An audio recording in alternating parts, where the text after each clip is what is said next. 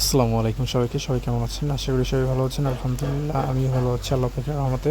তো আজকে বেরিয়েছিলাম বিকালবেলা একটু খুলনাতে যাব আমার নতুন শপের জন্য, কিছু কেনাকাটা করার জন্য। তো যেই কথা সেই কাজ, বেরিয়ে পড়লাম। কিন্তু বেরোনোর পর যে এই অবস্থায় পড়তে হবে সেটা আগে বুঝতে পারিনি। দেখেন কী অবস্থা রূপসা ঘাটে, যেটা বৃষ্টির কারণে বাইক নেইনি, বাইক বাসায় রেখে গেছিলাম। পরবর্তীতে রূপসা ঘাটে যে মাগরিবের পরপরই এই অবস্থা। মাগরিব পড়লাম রাস্তায় এক মসজিদে, তারপর এসে এইখানে রূপসা ঘাটে বৃষ্টির ভিতর আটকে গেলাম। এবং দেখেন পরিস্থিতি কী, ক্রমশই বৃষ্টি বাড়তে ছিল, মানে বৃষ্টি কমার জায়গায় বৃষ্টি শুধু বেড়েই যাচ্ছিল। আপনারা পরবর্তী ক্লিপগুলোতে আপনারা দেখতে পারবেন যে বৃষ্টির প্রবলতা কতটা ছিল।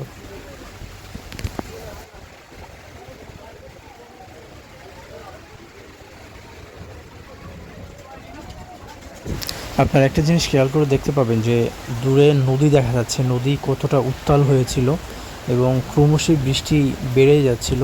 এমনকি এই যখন আমি বসে ভিডিওটা এডিট করছি এই মুহূর্তেও বৃষ্টি হচ্ছে, বাইরে বৃষ্টি বন্ধ নাই। তো যাই হোক, তার আগে আমরা ভাবতেছিলাম যে যেভাবে হোক না কেন আমরা খুলনা সিটিতে ঢুকবো এবং আমাদের কাজ কমপ্লিট করবো। কিন্তু এই বৃষ্টি যখন ক্রমশই বেড়ে যাচ্ছে এবং নদী খুবই উত্তাল, চিন্তা করে দেখলাম যে যে কোনোভাবে যদি খুলনায় ঢুকলাম, কিন্তু এই বৃষ্টির সময় রাতে ফেরার সময় হবে সবথেকে বড় প্রবলেম। তো এইটা ভেবে আমরা ওইখান থেকে ব্যাক করি যে এখনও বাসায় যেতে পারবো নর্মালি ভালোভাবে, কিন্তু যদি রাত 9টা থেকে 10টা বাজে তখন বাসায় ফিরতে গেলে অনেক ঝামেলা হবে। তো সেটা চিন্তা করে আমরা ব্যাক করলাম এবং আমার পরিচিত একটা হালিমের দোকান আছে, ওইখানে গেলাম। আমি যখনই খুলনায় যাইতাম ওই সাইড থেকে বাইক না নিয়ে যখন বাসে করে যাইতাম, তখন ওই দোকানটায় আমি যে হালিম খাইতাম এবং ওখানে যে একটা রুটি পাওয়া যায় তন্দুর রুটি, ওই রুটিটা খাইতাম। তো ওই দোকান আজকে আবার গেলাম, তো দেখলাম যে বৃষ্টি হচ্ছে, বৃষ্টির ভিতরে একটু খাওয়া দাওয়া করা যাক। আর ওই দোকানে যে মামা, ওই মামার সাথে একটু দেখা করা যাক। ওই দোকানের মামা খুবই ফ্রেন্ডলি এবং খুবই খুবই খুবই ভালো একটা মানুষ। তো ওনার সাথে একটু দেখাও করলাম এবং ওইখানে যে খাওয়া দাওয়া করলাম এবং বাসার ফেরার জন্য ওয়েট করছিলাম যে দেখি বাস আসলে বাসে চলে আসবো, কারণ এই মুহূর্তে তো এখান থেকে ভ্যানে বা অটোতে আসা যাবে না, কারণ বাইরে প্রচণ্ড বৃষ্টি।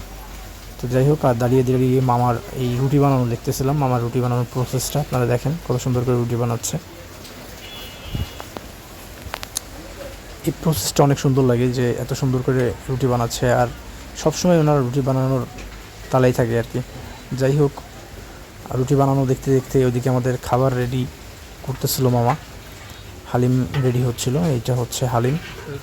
আচ্ছা, এই দোকানটার নাম হচ্ছে মুসলিম হালিম, ব্যাংকের মোড়, রূপসাই ব্যাংকের মোড়েই একদম। খুলনায় যেতে বাম হাতে এবং খুলনা থেকে আসতে ব্যাংকের মোড়ের ডান হাতে এই মুসলিম হালিমটা।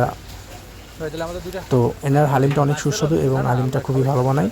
এবং সবথেকে বড় বিষয় হচ্ছে এনাদের বিহেভিয়ারটা খুবই ভালো এবং সবসময় মুখে হাসি নিয়ে কথা বলে, এই হচ্ছে সবথেকে বড় বিষয়। তো যাই হোক, আমাদের খাবারটা রেডি হচ্ছিল, তো আমরা পরবর্তীতে চলে গেলাম আমাদের টেবিলে। আমাদের খাবারটা অলমোস্ট রেডি, এই যে চলে আসছে আমাদের খাবারটা। তো যাই হোক, আমরা হাত ধুয়ে নিচ্ছি, খাবারটা খেতে হবে। রুটি চলে আসছে, এবার খাওয়া স্টার্ট করি অ্যান্ড দেখি আজকের হালিমটা কেমন টেস্ট হয়েছে। মাশাল্লাহ অনেক সুন্দর টেস্ট, কারণ আমি এনাদের হালিমটা সবসময় খেয়ে থাকি।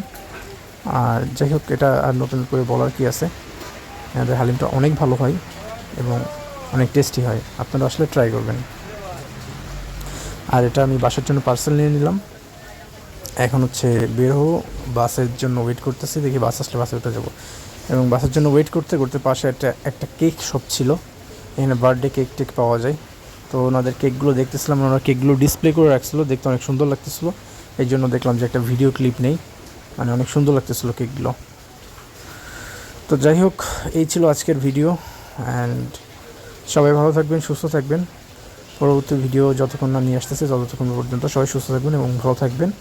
আর সাডেনলি একটা ভিডিও করলাম হঠাৎ করেই, মোটর ব্লগ বাদেই একটা নর্মাল ব্লগ। তো কেমন লেগেছে এবং এই টাইপের ভিডিও আর নেক্সট টাইম দিব কি দিব না, আপনাদের মতামতটা অবশ্যই জানাবেন। মোটামুটি এখানে 2টা কেকের শপ আছে ব্যাংকের মোড়ে। তো সবাই ভালো থাকবেন, সুস্থ থাকবেন, আল্লাহ হাফেজ।